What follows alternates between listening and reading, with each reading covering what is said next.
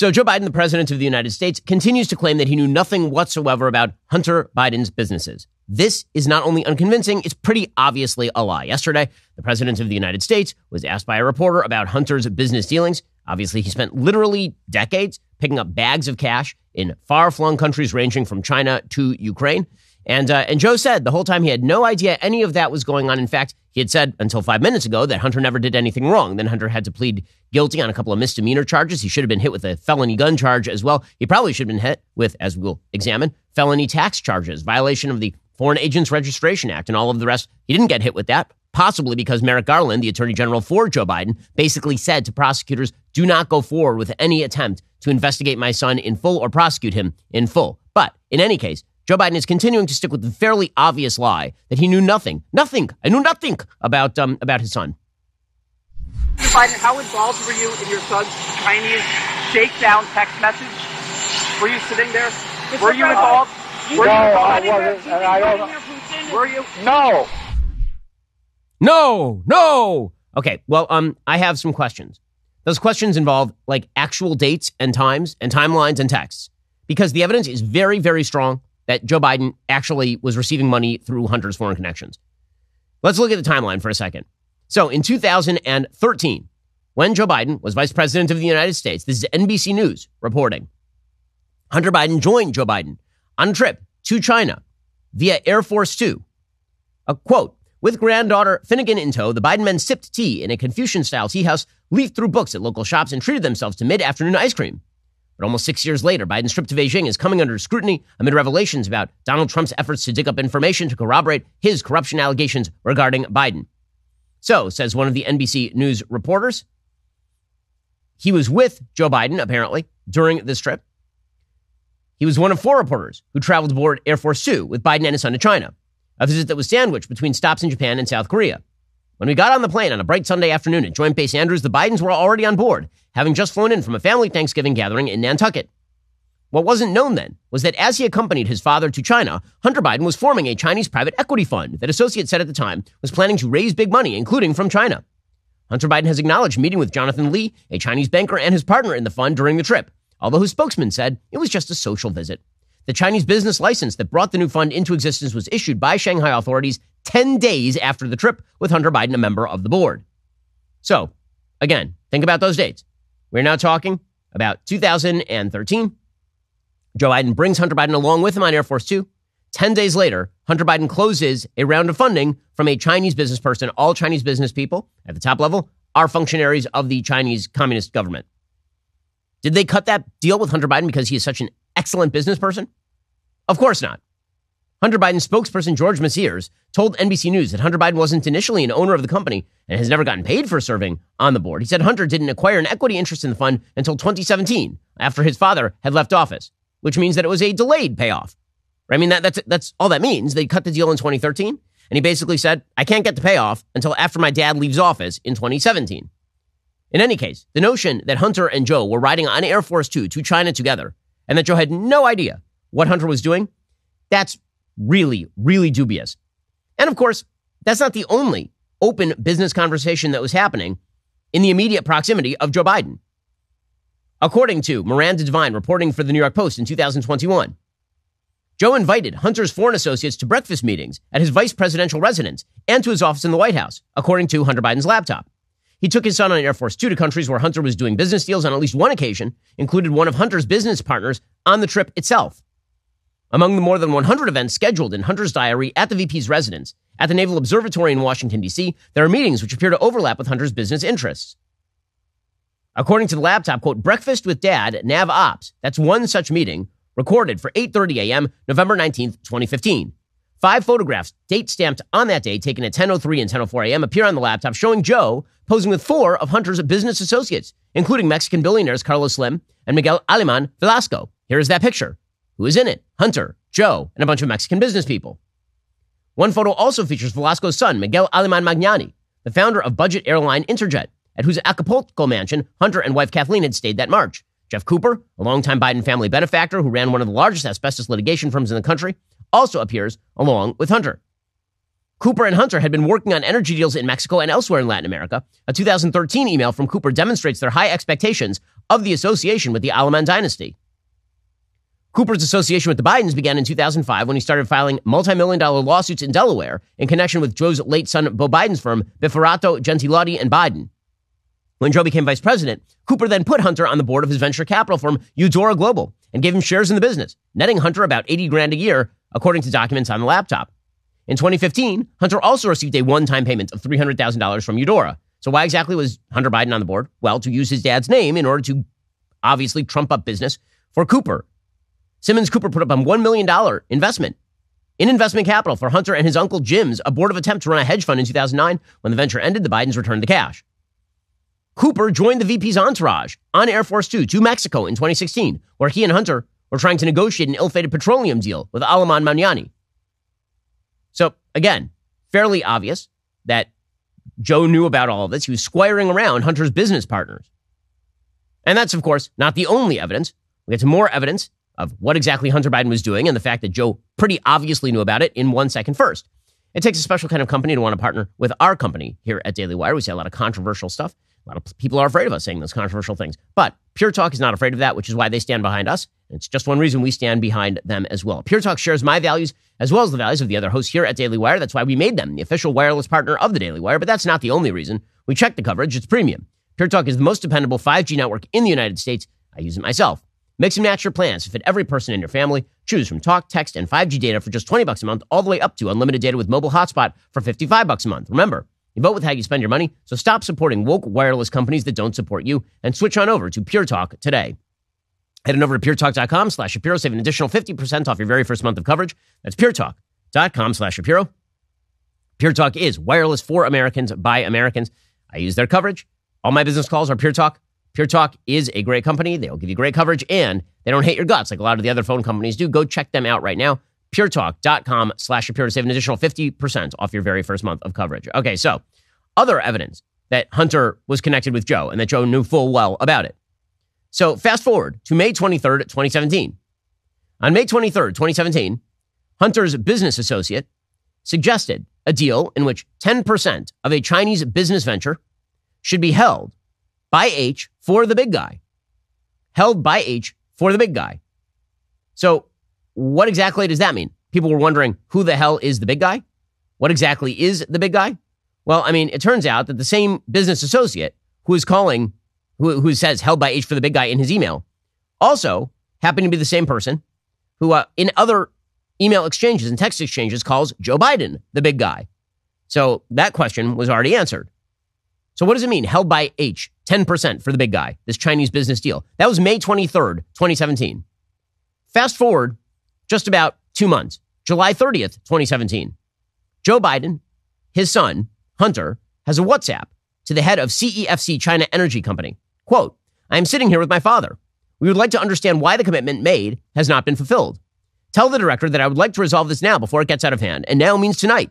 And Z, if I get a call or text from anyone involved in this other than you, Zhang, or the chairman, I will make certain that between the man sitting next to me and every person he knows and my ability to forever hold a grudge, you will regret not following my direction. I am sitting here waiting for the call with my father. Again, note the proximity of these particular texts. May 23rd, 2017, Hunter's business associate sends him an email concerning, I believe, this particular deal, saying the 10% may be held by H for the big guy. We have contemporaneous texts and emails from this particular person suggesting that the big guy is, in fact, Joe Biden. The Washington Post was able to authenticate that particular email.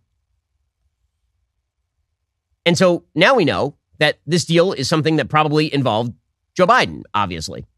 The person who sent that email, 10% for the big guy, was a person named James Gillier, who was a business associate of Hunter Biden's. And apparently, in other emails, the same person, Gillier, had called Joe Biden the big guy. This, of course, is not the only sort of association that we have between Hunter's business friends and Joe Biden. We also know that there were members of the Burisma board who were thanking Hunter Biden for brokering meetings between them and Joe Biden. Okay, so back to this particular CEFC deal. Right, again, May 23rd, 2017, Hunter's business associate, James Gillier, suggests a deal in which 10% is held for the big guy. July 30th, 2017, Hunter WhatsApps the head of CEFC China Energy and says, my dad is sitting right here, and we are going to break you on the wheel of pain if you don't send us our money. And in August of 2017, just like a few days later, Hunter receives a $5.1 million wire. This is according to Fox News. A bank account linked to President Biden's son Hunter received more than $5 million in August of 2017, shortly after his threatening messages, in which he said he was sitting here with his father, to a Chinese associate, were sent, according to documents released by congressional investigators. On August 4th, 2017, CEFC Infrastructure Investment, that, by the way, would be approximately 5 days after that WhatsApp exchange, they wired $100,000 to Hunter Biden's law firm, Owasco, according to a 2020 report. Then, just a few days later, on August 8th, 2017, CEFC Infrastructure Investment sent $5 million to Hudson West III, a firm that Hunter Biden opened with Chinese associates. The two transactions totaling $5.1 million came within 10 days of messages uncovered on Thursday by the House Ways and Means Committee. And by the way, we still have no idea why exactly Joe, had $5.2 million in unexplained income, according to the UK Daily Mail. That is a report dating back to April of 2022. Apparently, the president's financial filings reveal he declared almost $7 million more in income on his tax returns than he did on his government transparency reports. And $5.2 million of those dollars are completely unexplained. Now, what if we had, like a text message from Hunter fully explaining that he was a bag man for his dad? Oh, wait, we do. In 2019, Hunter sent a text message to his daughter, Naomi. Here is the text of that text message. This is from his laptop. The text message from his laptop says, quote, I hope you all can do what I did and pay for everything for this entire family for 30 years. It's really hard, but don't worry. Unlike Pop, I won't make you give me half your salary. So when Joe Biden says he knew nothing, do you think that that's true? Do you really think that's true? On a couple of scores. One, he was intimately involved with every detail of Hunter Biden's life, even in his new narrative, right? His narrative, I love my son so much. I was just trying to save him from his own demons. I was trying to save him from his addiction to Parmesan cheese on carpets and hookers. I was involved in every area of his life. But when it came to business, I was hands off. Right there, that's where I drew the line. I was never going to know about any of that. That is not credible on his face. But you know what else is not credible? Do you think that Hunter was texting his daughter about giving money to his dad? Like, how often have you texted your kids or your friends about paying your parents' bills when you weren't actually paying your parents' bills? How often have you had correspondences with other people in which you threaten, as a 50-year-old man, Hunter Biden is not 20, he is 50, as a 50-year-old man, that your daddy is sitting next to you and they need to shake you down together? Do we really think that Hunter was off freelancing this on his own? Does that sound anything remotely plausible, that Joe had no clue what exactly was happening here? It's obviously untrue. Joe Biden is clearly lying. He knew exactly what was happening. And if he knew exactly what was happening, the chances that there was money that was actually funneled to Joe through all of these shell companies is really high. Because I really doubt that Joe Biden is just the kind of guy who's sitting around waiting for all of his friends and family members to freelance off his name, but nothing was coming back to him, especially not when you have full-on text messages from Hunter saying, I'm paying dad's bills. Is it possible this is a mutually enabling relationship? This isn't just a loving relationship from Joe to Hunter? That maybe this is an enabling relationship where Joe, yeah, he loves his son. Yeah, he wants to take care of his son. Yeah, he wants his son not to be a drug addict. But also, one of the reasons for that is because his son also happens to be picking up bags of cash for him. Why exactly was this investigation stopped? Why don't we know more about this? I mean, all this is impeachable, by the way. There are two areas of this that are clearly impeachable. Area number one, if Joe Biden was clearing money while he was vice president, or making deals while he was vice president via his son, where he'd pick up the cash on the other end after he left office, that's corruption. It's impeachable now. Two, if he in fact exerted pressure on Attorney General Merrick Garland, which is the only reason Merrick Garland would do this, for Merrick Garland to exert pressure in turn on U.S. Attorney David Weiss to prevent him from prosecuting Hunter Biden or investigating Hunter Biden or going up the chain to the big guy, if that sort of pressure was exerted, that also is impeachable. And right now, we have a lot more solid evidence connecting Joe Biden to actual corruption activity than we have to anything remotely like Donald Trump and the Russians. All the Donald Trump Russian crap was all speculative nonsense. Here you have actual text from Hunter Biden to his own daughter saying, I was picking up cash on behalf of dad. You have exact timelines in which Joe is personally squaring around his son to make deals in these places. And Hunter, again, is saying in these deals, I mean, there are multiple places in these emails between Hunter and his business partners where they're talking explicitly about kickbacks to dad. Should a full-scale investigation have been done here? Absolutely. Should it still be done? 100%. Subpoenas should be going out like right now if they haven't already. And I'll get to the kicker in just a second, because it turns out that all this talk about how loving the Biden family is, how it's all just about the love and about the giving and the altruism and Joe just loving his son so much. Yeah, that's bull. I'll tell you why it's bull in just 1 second. First, as you plan for your financial future, it's important to set yourself up for success. If you got a high credit score, you'd still have more power than you think. Now is the time to leverage that credit score to consolidate your debt as interest rates may continue to rise. A credit card consolidation loan from Lightstream can help you pay off your credit cards and lock in that low fixed interest rate. Rates start at 8.99% APR with autopay and excellent credit. Plus, the rate is fixed, so it will never increase over the life of the loan. You can get a loan from $5,000 to $100,000 without any fees. You can even get your money as soon as the day you apply.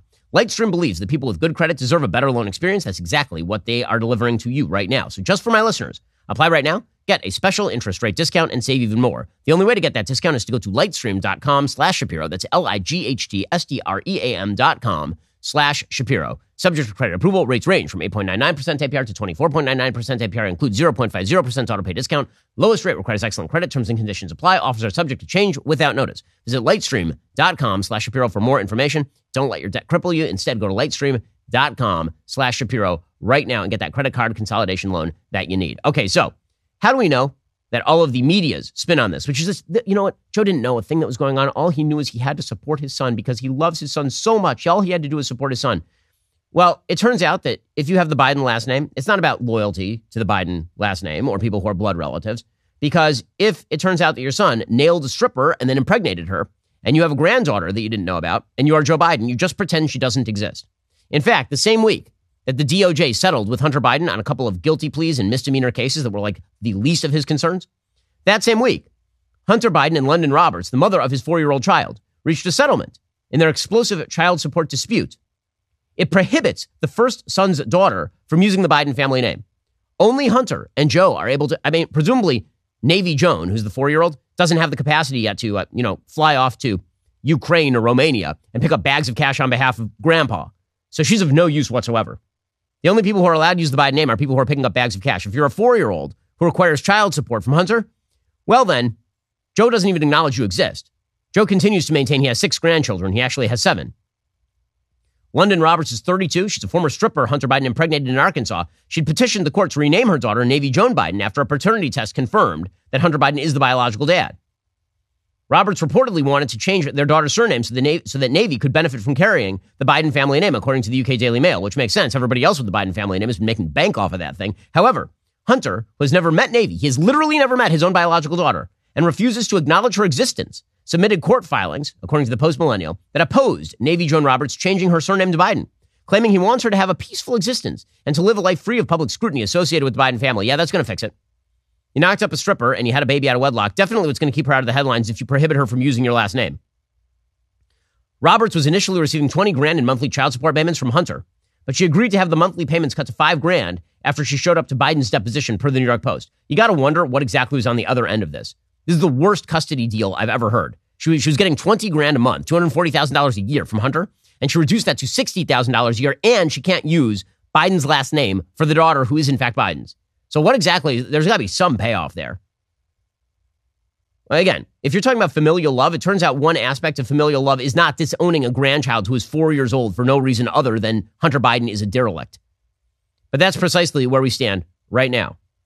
So I ask you again, is this about Joe Biden's unbelievable, unmitigated love for his son? Or is there something deeper going on here? A sort of perverse dependency between Joe and Hunter, in which Hunter is the bag man and Joe is clearing money on the other end. And yeah, of course, Joe loves his son and Joe doesn't want his son to be a drug addict, but he's also willing to enable his son in some of his worst activities because it's a really terrible thing to do. Knock up a lady, have a baby with her, never meet that baby, not take care of that baby, and then bar that baby from using the family name that has made you rich despite your own lack of any semblance of a functional brain. It's an amazing thing. In just a second, we'll get to the other half of this scandal, which is the possibility that the DOJ was militarized by Joe Biden in order to protect his son, with whom he is almost certainly in business. We'll get to that in just 1 second. First, as July 4th approaches, we are coming together as proud Americans and savoring the delicious taste of homegrown American-made meat.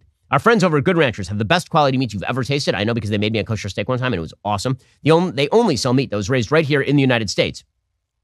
Producer Stavy, every morning she comes in and she's still jabbering about this sirloin steak her husband made for her last week. Like it's over and over and over at this point. I'm like, Savvy, just stop. We'll get you more meat from Good Ranchers. It's fine. From now until Independence Day, Good Ranchers will be offering the best deals to give you freedom from the meat aisle. From ribeyes, New York strips, all natural burgers to the most delicious chicken you could ever want, Good Ranchers has something for everyone. Plus, right now you get $30 off with our code BEN at goodranchers.com. If you're looking for a way to wow the family during your 4th of July gathering, check out their website recipe of the Texas-style chopped patty melt. So what are you waiting for? Let the mouth-watering aroma of American-made meat fill the air, bringing joy, unity, and independence to your celebrations. Head on over to goodranchers.com. Use our code BEN for $30 off any box. That's promo code BEN at goodranchers.com. Goodranchers.com is American meat delivered. Go check them out right now. Goodranchers.com, promo code BEN. Okay, so Gary Shapley is the IRS whistleblower who's been on all the meetings in terms of the investigation into Hunter Biden.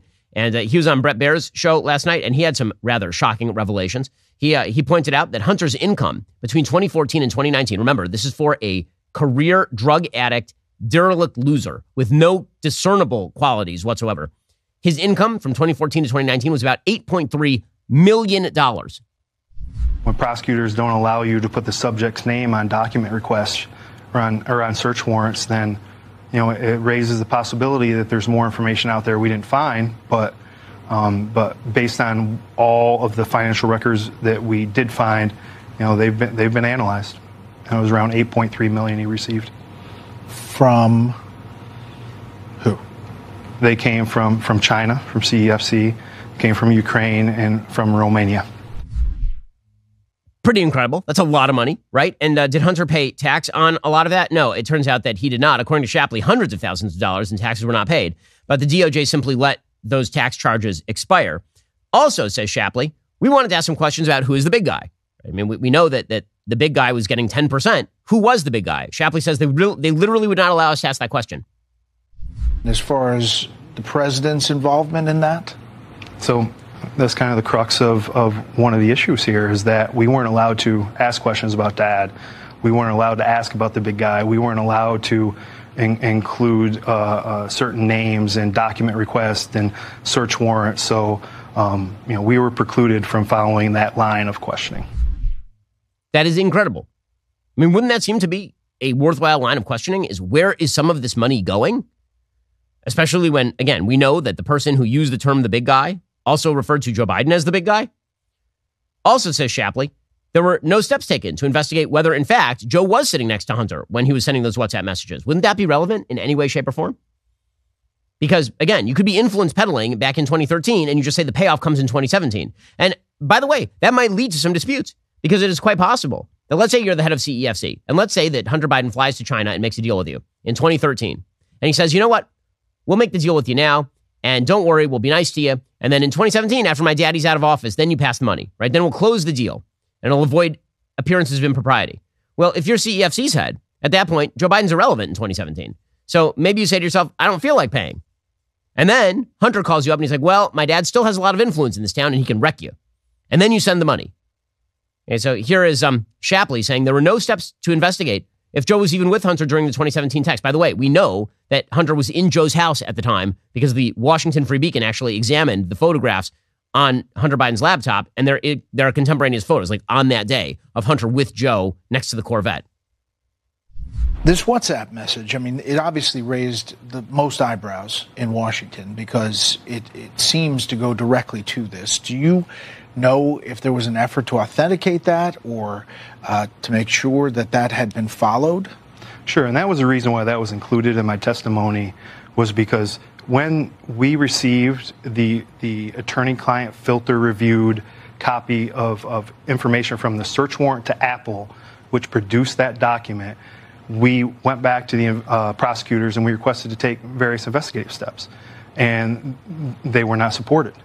And when they weren't supported, they said, well, maybe he wasn't co-located with him. So, well, we can take investigative steps to see if that happened, right. And they didn't support anything in relation to that effort.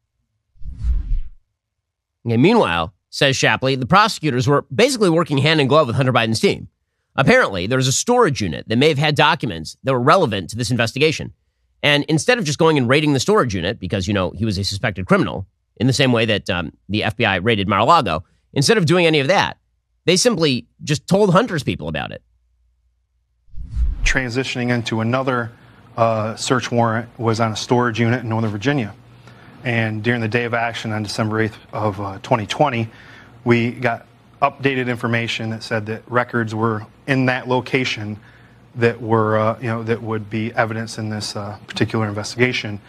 And the prosecutors initially were supportive of it, and an affidavit was drafted the night of December 8th, 2020, to go forward for approval. Eventually, the prosecutors decided they didn't support it, so I called U.S. Attorney David Weiss with my senior executive on the phone, and we said, we needed to execute this search warrant. He responded that the prosecutors didn't want to, and I asked if in 30 days, if that storage unit wasn't accessed, and that was the deadline for the document request that was served on that day, then we can execute the search warrant, and he agreed to that. And no sooner had gotten off the phone with David Weiss had we learned that the prosecutors were informing defense counsel of that storage unit and the evidence that existed there. Okay, and obviously it'd be beyond Hunter Biden, one of the most upstanding moral people, to just go to the storage unit and destroy anything incriminating. He would never do anything like that. Meanwhile, Shapley says that the Delaware U.S. Attorney, David Weiss, who's the one who charged Hunter with these couple of misdemeanors and the gun felony that he ended up essentially being sent to a spa for, Shapley says that the U.S. Attorney, David Weiss, said that he was denied special counsel status. By the way, the New York Times backs this up. The New York Times buried it in paragraph 21 of a story yesterday, but it turns out that there are multiple witnesses to a conversation in which David Weiss openly suggested that he was asking for special counsel status and was denied it by the DOJ. D.C. U.S. Attorney Matthew Graves would not allow him to charge in his district. So I didn't learn that fact until October 7th of 2022, so looking back to March of 2022. And that's when David Weiss, in October 7th, 2022, said that the D.C. U.S. Attorney's Office will not allow us to charge there. And then he added that he would request he requested special counsel authority and was denied. In that meeting, I even had him repeat that because I knew how important that fact was and I wanted to make sure I understood it. You were there and you remember it crystal clear in your mind. Not only do I remember it crystal clear, but I documented it. The email, this is an exhibit in the House Ways and Means Committee testimony, was when I returned home that evening, I documented it in an email, and it's an exhibit. You can look right on there. According to Shapley, all of the most felonious charges were left off the table because, of course, it was Hunter, and Hunter had to be protected at all costs. By the way, think to yourself for a second. If you're Joe Biden and you think that Hunter can get a plea deal anyway, why do you intervene this way? Right? Why do you intervene this way? There shouldn't be any intervention. Obviously, it was fair and upstanding and all the rest. Or why not let Hunter get clocked by the law? I mean, after all, some tough love for your lifelong criminal son might not be the worst thing that ever happened to him. Maybe there's the possibility that this is not about tough love or any sort of love, that maybe actually a lot of this is just about protecting your own ass because you're a lot richer than you should be, having been a lifetime government employee. There are criminal implications in what you were investigating when it comes to Hunter Biden. Oh, absolutely. And, the most substantive felony charges were left off the table. Which would have been what? Which would have been evasion for 14, false return for 18 and 2019. So as of right now, in the information that's been out there in the public, it uses the term in excess of $100,000 for 2017 and separately for 2018. The true number is $580,000 of failure to pay for 2017 and $620,000 for 2018. Yet this document puts it close to $100,000. Amazing stuff. So who intervened? Again, full investigation to Merrick Garland, because somebody's lying here. Obviously somebody's lying here. Either David Weiss is lying to his own investigators, or Merrick Garland is lying when he says that he had nothing to do whatsoever with whether special counsel status was given to David Weiss. And then there needs to be a full-scale investigation of all these threads. Where exactly was Joe Biden on the day that Hunter was asking the Chinese for the cash? What exactly did Joe Biden know, and when did he know all of it? Where is all this money coming from? How do all these shell companies work? How is the IRS not all over this? Why? Strange. If you did any of the things that Hunter Biden did, the IRS would track you down. There is no question about it. If you were writing off hookers on your tax returns, which is apparently what Hunter Biden did, you would be in jail, and you would have been in jail a long time ago. If your parents were involved in what appears to be a low level, well, actually not a low level, a fairly high level money laundering scheme. If that is like you and your dad would be sharing a cell. But if you're Joe Biden, then you get away with it. And one of the reasons you get away with it is because right now, not only are you the president of the United States, but you're a babbling old fool. And because you're a babbling old fool, you're unthreatening. I've said this for a while, one of the great assets that Joe Biden has is that he appears to be in a state of cognitive decline. In the same way that you watch a mafia movie and you will see somebody in a mafia movie who is under investigation pretend to be crazy or pretend to be in a state of cognitive decline so that prosecutors are like, oh, he couldn't have done it. That guy's walking around in a bathrobe. That is basically Joe Biden at this point. I don't think he's pretending, but I certainly think that the decline in his cognitive faculties make him a more sympathetic figure than he otherwise would be. Joe Biden of 2008 was not in any way sympathetic. Now he seems sympathetic mainly because you're afraid that he's going to literally keel over and die at any moment. It makes every speech that he gives now feels like Evel Knievel jumping Snake Canyon. It's amazing. Here is Joe Biden yesterday just babbling nonsensically. A guy driving a truck knocked down a whole bridge and the whole block, 4 lanes of the highway. Well, edifying, isn't it? Also, by the way, Joe Biden is very happy that we're defeating Vladimir Putin in the war in Iraq, apparently. That's another thing that he said yesterday. And then the White House and reporters cleaned up the transcript. They said that he actually said that we're defeating him in the war in Ukraine. But that's not what he said. To what extent has Vladimir Putin been weakened by recent events? It's hard to tell, but he's clearly losing the war in Iraq. He's losing the war at home. And he has become a bit of a fly around the world. I believe this is the second time in 2 weeks that Joe Biden has referred to the war in Ukraine as the war in Iraq because he no longer has a functioning brain. In other Joe Biden health news, apparently he's begun using a CPAP machine to help deal with sleep apnea. It is very common. There are a lot of younger people who have it, but it's a little bit different when the person who's using a CPAP machine. The reason you use a CPAP machine, by the way, is because sleep apnea can kill you because, you're basically it's your throat closes up while you are sleeping. So you're snoring really heavily. And theoretically, it can cut off your air supply. And so a CPAP machine essentially forces open your air supply.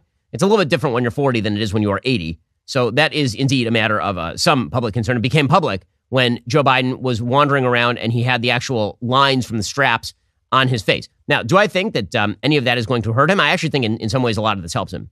Because again, it turns us away from the simple fact, which is that Joe Biden is a terrible president. He's both incompetent and corrupt. It turns us away from that. And instead we're focusing in on the fact that he might keel over at any second. But that really isn't the story here. Okay, speaking of his bad policy, he's out there pushing Bidenomics. It's a brand new term. Nobody's ever heard of like Reaganomics. It's a brand new term. He's out there pushing it. We'll get to that momentarily. First, in a world filled with uncertainties, it is crucial to be ready for whatever comes your way. Whether it's a natural disaster, a sudden emergency, or unforeseen circumstances, having a reliable food storage system can provide you with peace of mind and the assurance you and your loved ones will be well taken care of. Right now, My Patriot Supply is offering major savings on their popular 4-week emergency food kit to help you stay prepared for anything. Go to preparewithben.com, grab the special price before it ends. Your 4-week emergency food kit provides over 2,000 calories each day for optimal strength and energy in stressful situations. You can enjoy a wide variety of My Patriot Supply, and you can customize your supply. They offer an ultimate breakfast kit, a mega protein kit with real meat, even a gluten-free kit. The best part, each meal is delicious and has a shelf life of 25 years. Don't wait for disaster to strike before you take action. Invest in your safety and well-being. Secure your food storage today. It's just the smart thing to do. Go to preparewithben.com. Get major savings on your 4-week emergency supply kit. Go to preparewithben.com right now. It's preparewithben.com. Go make sure that in case of emergency, you got enough food in the closet ready to go. It's preparewithben.com to get ready right now. Also, you might have been one of the tens of millions of people who watch Netflix's hit show Making a Murderer. If so, you're going to love it. Daily Wire Plus's new exclusive 10-part docuseries with Candace Owens, Convicting a Murderer. It comes this summer. There's no such thing as your truth. There is only the truth.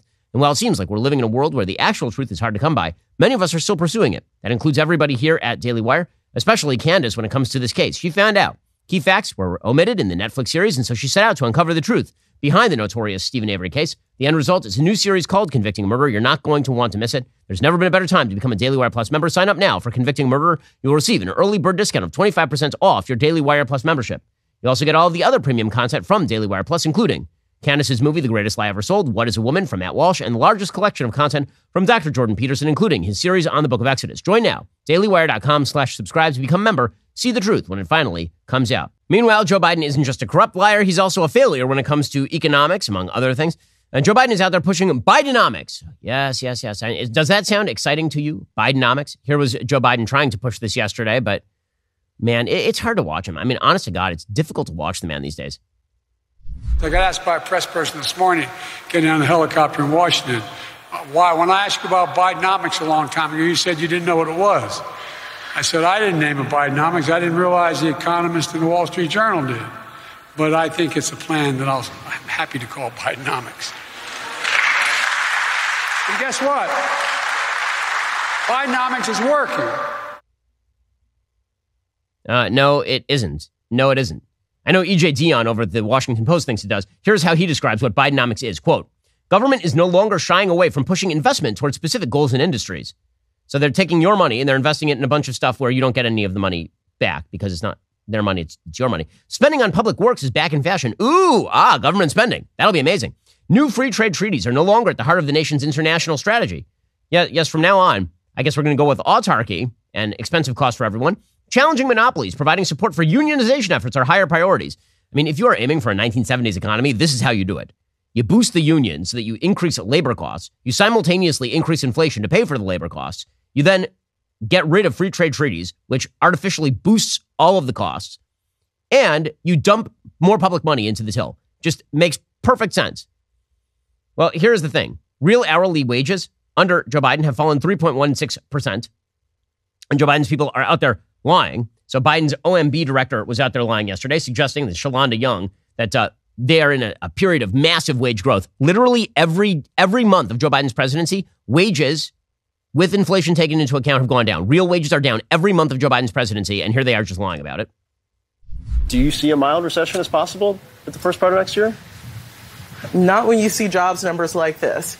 Not when you see wage growth like this. That is just not consistent with a recession. You know, for 2 years, I've been asked the same question or told prognosticators say a recession is coming, and we continue to see a strong labor market in this country. Well, just like they said inflation isn't coming. Remember that? It was a transitory phenomenon. No big deal. And it's now 3 years in, and the inflation is still sky high. It's now embedded in the American economy. Well, they're doing the same thing now. They're saying no recession is coming. Guys, stagnation is coming. And you know who knows this? Everyone who's an investor. Everyone who's an investor is holding out on the side. They got all their cash out of the markets. They're attempting right now to essentially get as liquid as humanly possible because they do not want to be invested in these markets when it goes down. I mean, people are really, really, I talk with business people every day. Everybody is wary. They don't know which direction this is going, but they do know, very few people think that a big booming economy is coming or is currently working right now. So Bidenomics is a failure. And it's not just that Biden's strategy has failed nationally. It's also that when you localize Biden's strategies, that fails as well. So this takes us to New York City. So New York City has set a new record, guys. Are you excited? They have a record 100,000 people living in homeless shelters. They're doing an amazing job in New York. I mean, those are big numbers.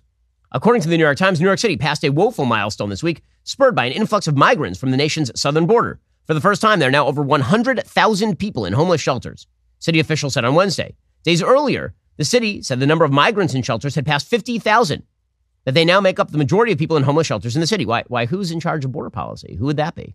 Oh, that's right. It's the president. The city, under Mayor Eric Adams, has spent over $1 billion to house the migrants since they started arriving in large numbers in the spring of 2022. It expects to spend over $4 billion by next year. But it's not just migrants who are the problem. Obviously, you have a massive embedded homeless problem in New York City, where they refuse to put people who are severely mentally ill or drug addicted off the streets. They leave them on the streets to commit horrifying crimes. And then when you defend yourself, and when you defend others, then they throw you in jail. Which brings us to the case of Daniel Penny. Yesterday, Daniel Penny, who's, of course, the military veteran who put Jordan Neely in a fatal submission hold. He's been charged. He pled not guilty in court. Jordan Neely was, of course, a career violent criminal who had something like 42 prior arrests, and he was threatening people and screaming at them on a subway when Daniel Penny, a Marine Corps veteran, came up behind him and put him in a submission hold. He was accompanied by two other men of a diverse race. It did not matter. He was still he's still been charged now with second-degree manslaughter and criminally negligent homicide. He entered the plea during his arraignment in a state court in Manhattan, according to the Wall Street Journal.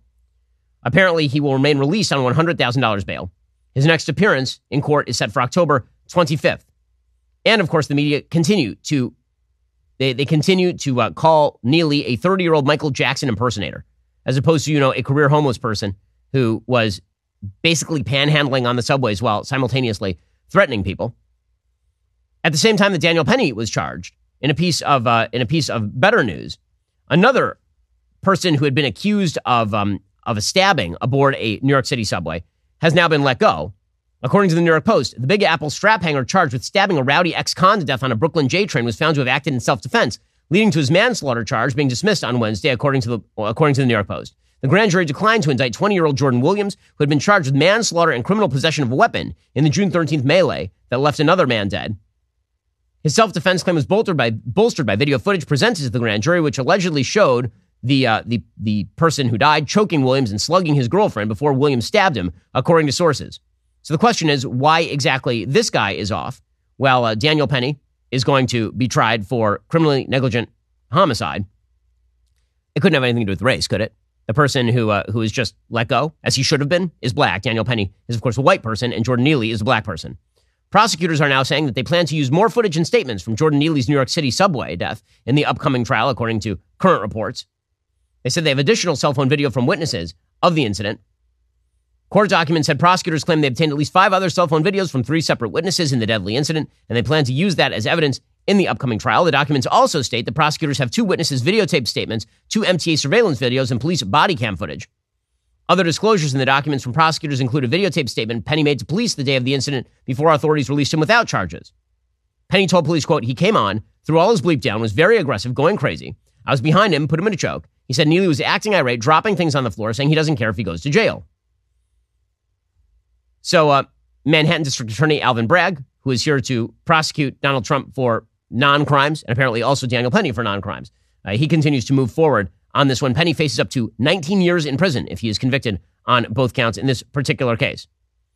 Meanwhile, people are fleeing the big cities, as well they should. Portland has now lost 3% of its population between 2020 and 2022. Maybe it's because you guys decided that you're not going to police crime ever again.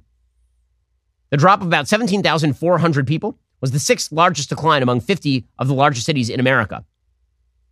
Mayor Ted Wheeler, Democrat, who has basically given the city over to lawlessness, has come under increasing pressure to address rising violent crime and sprawling homeless encampments.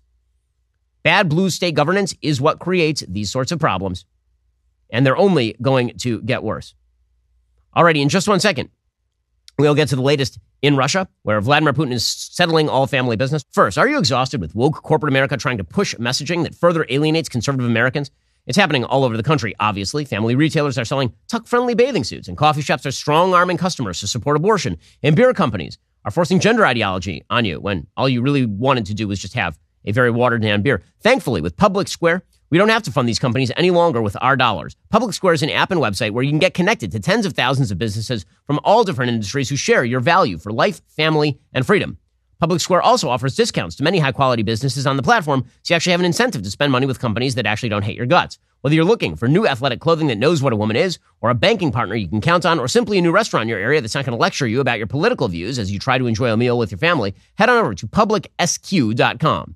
Public Square is free to join as a consumer or a business owner. You can get started right now at publicsq.com or download their app today. It's publicsq.com right now. I get this question from a lot of people all the time. How do I find businesses who don't hate my guts? Well, this is the answer. Public Square. Go check them out right now. publicsq.com or download their app today. Okay, meanwhile, Vladimir Putin is now settling all family business. According to the Wall Street Journal, he is moving to seize control of the Wagner global empire. The Kremlin is assuring nations in Africa and the Middle East that it's going to continue to manage the Wagner forces, which have spread Russian power at a little cost to Putin. So the Wagner is a mercenary group that has been used by Vladimir Putin since basically 2014 to do his dirty work everywhere from Ukraine to Syria.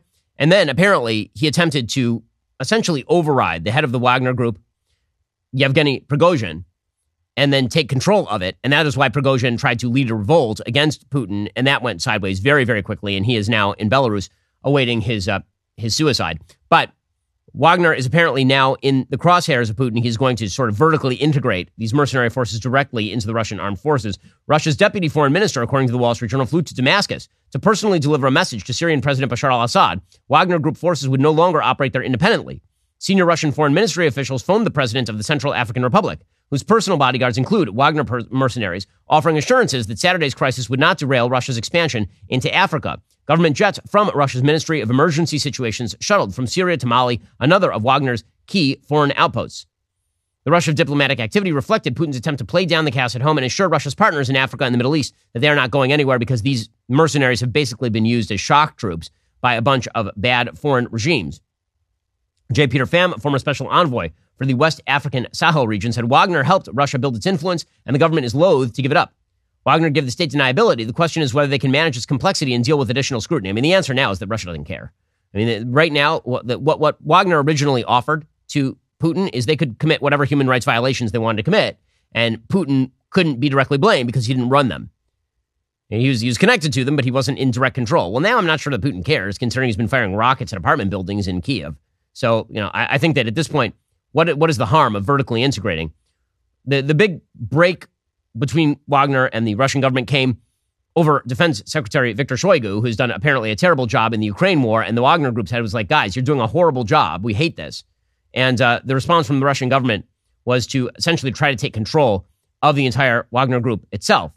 So now Russia's deploying all of its top diplomats to various foreign regions to try to convince them that Wagner is not going away, so that this entire battle does not change the face of Russian sort of footprint across the world. Meanwhile, Putin, it sounds like, is just getting rid of top people who may have been involved in the attempted coup. According to The Guardian, a Russian general who previously led the invasion force in Ukraine has not been seen in public since Saturday, with U.S. intelligence reportedly claiming he had prior knowledge of the uprising led by Prigozhin. General Sergei Surovikin is the head of the Russian aerospace forces and formerly Moscow's supreme commander in Ukraine. Prigozhin had welcomed his appointment to that post in 2022, calling him a legendary figure and born to serve his motherland. Those well-publicized links led to rumors that Surovikin may be purged or put under investigation for supporting the mutiny. So his suicide notice, I'm sure, will be issued in the near future sometime. Again, if you're going to come for Vladimir Putin, it turns out that you had best make sure that you're not drinking any plutonium-laced coffee anytime in the near future, because Putin is fond of assassinating his political opposition. And meanwhile, controversy over at the Vatican. Still unclear what the full story here is, but there are a lot of suspicions that the Vatican is now investigating one particular bishop named Joseph Strickland of Tyler, Texas, because he was critical of Pope Francis. His critique of Pope Francis is because he thinks that Pope Francis is too socially liberal, an assessment with which I, who have no dog in this particular fight, I fully agree with that. I think Pope Francis is a disaster area of a pope. Pope Benedict was great. Pope Francis, not so much. But apparently the Vatican is now investigating Bishop Joseph Strickland. This was led off, at least allegedly, by Strickland leading a protest against the LA Dodgers for them honoring the Sisters of Perpetual Indulgence, a gay hate group that hates Catholics and makes fun of Catholic iconography and all the rest of this. According to the Catholic News Agency, it's unclear how many of his tweets are related to the investigation. One directly addresses his supporters, in which he thanked an organization for its support. Other than that, his Twitter feed appears to be on par for the widely popular firebrand bishop, who is admired by many Catholics for his outspokenness against prominent modern-day issues like abortion, gender ideology, and the political agendas of elected officials who blatantly disregard the sanctity of the unborn. The cause of the investigation from Rome is unclear, and it comes following his participation in that Eucharistic procession and prayer rally in L.A. to protest baseball's L.A. Dodgers honoring the Sisters of Perpetual Indulgence. So it could be that this is just him overstepping his boundaries when it comes to the critique of the Pope, because it's still a hierarchical structure in the Catholic Church. Or it could be that the Pope is, again, standing forward and attempting to quash people who are insufficiently liberal for his taste.